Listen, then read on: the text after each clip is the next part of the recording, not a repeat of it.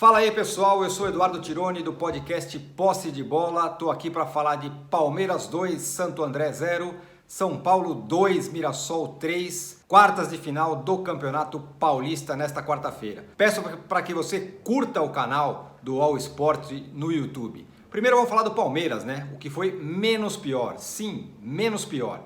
Porque apesar de ter se classificado, ter vencido por 2-0, ficou longe de mostrar um futebol minimamente convincente contra um Santo André completamente desfigurado depois da pandemia. 2-0, os gols saíram ali no final. No primeiro tempo, o Everton, goleiro do Palmeiras, foi o melhor em campo, talvez, fez algumas intervenções importantes. Embora o Palmeiras tenha ficado mais tempo com a posse de bola, quase todo o tempo, ele foi pouco efetivo. E aí acho que é uma questão que o Palmeiras do Luxemburgo não está conseguindo resolver desde que o Luxemburgo chegou ao clube, que é a ausência de um meia. Quando ele chegou, ele já propôs que ele não ia jogar com nenhum meia, tentou fazer até o Dudu jogar um pouco mais recuado, tentando fazer um pouco a armação da jogada, mas sem ser o papel de um meia de fato. Não deu certo. O Dudu, que era a solução para a maior parte dos problemas do Palmeiras nos últimos tantos anos, foi embora e aí a coisa ficou pior ainda para o Palmeiras, que nessa quarta-feira entrou em campo contra o Santo André, como eu disse, desfigurado, com 3 volantes, Ramires, Gabriel Menino e Patrick de Paula. 3 volantes para enfrentar o Santo André, e aí é claro que a armação do time foi muito pobre, conseguiu fazer muito pouco, a ponto de o principal armador talvez do Palmeiras na partida tenha sido o Felipe Melo, sim, que está jogando de zagueiro, fazendo uma armação lá de trás, tentando lançamento, tentando alguma coisa, e foi o que de melhor talvez o Palmeiras tenha conseguido fazer nessa partida, que foi uma partida ruim contra o Santo André, apesar da classificação. No segundo tempo, o Luxemburgo até tentou fazer um papel colocando meias ali, colocando o Lucas Lima, colocando o Scarpa, melhorou até um pouquinho, mas bem longe do que esses jogadores podem apresentar. Então foi uma vitória, vamos dizer, protocolar do Palmeiras, até sofrida, eu diria, diante de um Santo André que era um adversário que pouco tinha a oferecer e mesmo assim foi perigoso, mas acontece que o Palmeiras, enfim, está classificado, e isso talvez seja o mais importante para o torcedor do Palmeiras. Porque vexame de verdade, quem passou foi o São Paulo. Sim, o São Paulo dentro do Morumbi, ok, sem torcida, mas dentro do Morumbi, do seu estádio, conseguiu ser eliminado pelo Mirassol. O Mirassol, para se ter uma ideia do que é o Mirassol perdeu 18 jogadores no período da pandemia, jogadores que foram embora do Mirassol.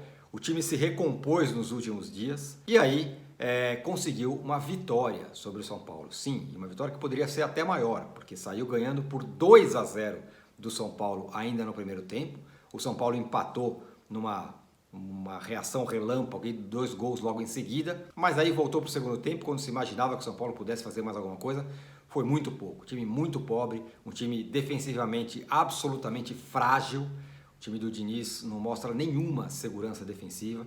O time do Diniz, além de tudo, como já tinha sido contra o Bragantino, é um time que não tem agressividade, é um time que pode ter a bola, muitas vezes, como ontem ou como nessa quarta também, esteve mais tempo com a bola no pé, mas é um time muito pouco agressivo. O goleiro do Mirassol trabalhou pouco, tomou 2 gols, é verdade, mas trabalhou pouco durante a partida. Não teve nenhum grande lance, algum lance incrível, teve que o São Paulo pudesse ter feito mais um gol, embora tenha cruzado inúmeras bolas na área. Os gols do São Paulo, aliás, os 2 gols, não tem nada a ver com a ideia de jogo que o Diniz tem para apresentar. Foi ou cruzamento ou chute de longe, não é exatamente aquilo que o Diniz quer do São Paulo. E o São Paulo foi realmente muito pobre. Teve uma regressão gigantesca de como o São Paulo parou a pandemia depois daquela boa vitória contra o Santos e da anterior contra a LDU, com o que o São Paulo fez contra o Bragantino, depois jogou contra os reservas contra o Guarani e agora contra o Mirassol, uma eliminação vexaminosa que deixa uma situação complicada até para o técnico Fernando Diniz dentro do São Paulo. Se vai trocar, não se sabe, é uma situação ainda indefinida com relação ao Fernando Diniz. Acontece que a torcida do São Paulo perdeu completamente a paciência e a confiança de que o trabalho do Diniz possa render alguma coisa. O fato é que o Diniz é um dos treinadores da Série A do Campeonato Brasileiro, de time da Série A, com mais tempo de trabalho, tem quase 1 ano de trabalho, são poucos, dá para contar nos dedos de uma mão quais times da Série A que tem o mesmo treinador há quase 1 ano, e o time de São Paulo está longe de ser um time que se possa confiar, um time que você possa que o adversário possa ter medo de enfrentá-lo, porque o São Paulo é muito pouco agressivo e foi muito pouco agressivo e se rendeu à superioridade, por incrível que pareça, de um Mirassol, que é um time muito fraco, que acabou de ser montado, que se montou agora com 18 jogadores novos e conseguiu a façanha de eliminar o São Paulo do Campeonato Paulista. Bom, é isso. Eu sou Eduardo Tironi, do podcast Posse de Bola. Convido vocês também para assistir e ouvir o podcast Posse de Bola, que vai ao ar toda segunda-feira, às 9 da manhã, ao vivo, no YouTube do UOL Esporte. Valeu, abraço! Uau!